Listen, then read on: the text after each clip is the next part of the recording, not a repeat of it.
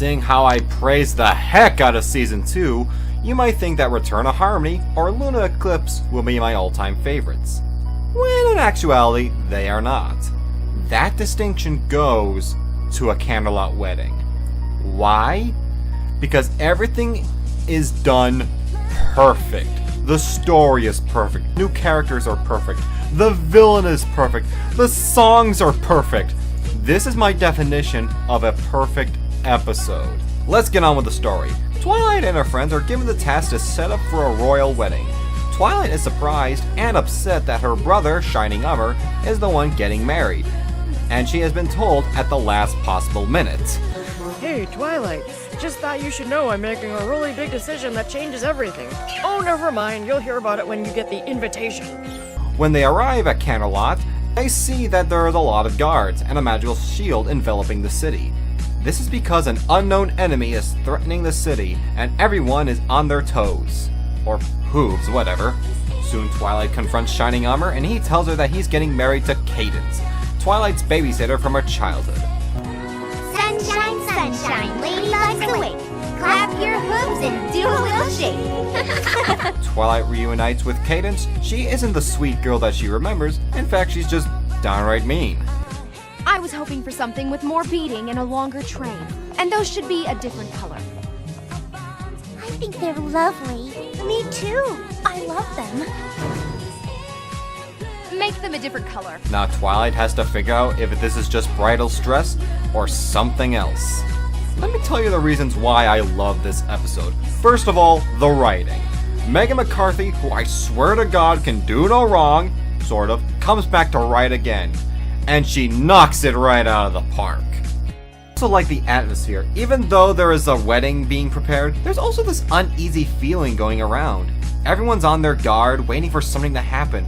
Most of the ponies don't know who to trust. It establishes an environment that's meant to be cheerful and happy, but gives it a darker undertone. What the villain turned out to be in the end is just so awesome, I bet it'll scare the pants off any little girl. The climax is one of the best in MLP. I know that sounds weird because it's all these cutesy ponies, but it's a really action-packed climax. It first starts off with Princess Celestia losing to the villain. Yeah, Celestia actually gets hurt in this episode. Then the magical shield is destroyed, and then it's nothing but fast-paced action throughout the entire scene. The enemies keep coming, the music builds, and you get to see these ponies actually kick some ass.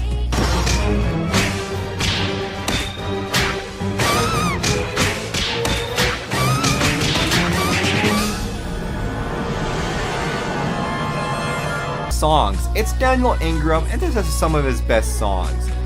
Big Brother, Best Friend Forever is a nice beginning song. Your big brother, best friend forever. Like two peas in a pod, you did everything together. This Day Aria is an awesome villain song.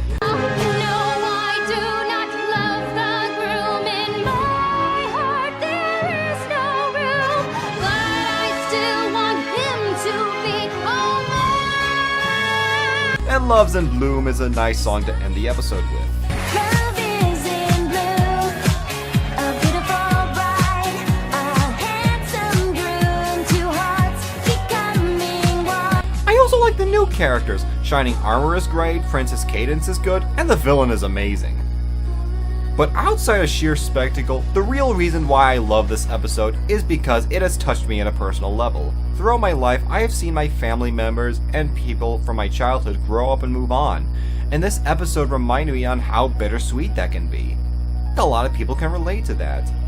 I have nothing much to say. Canterlot Wedding is my favorite episode, and I suggest that you go watch it if you haven't already.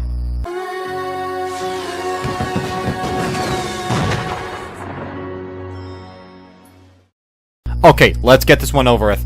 Harry Potter is in the background. Look for him.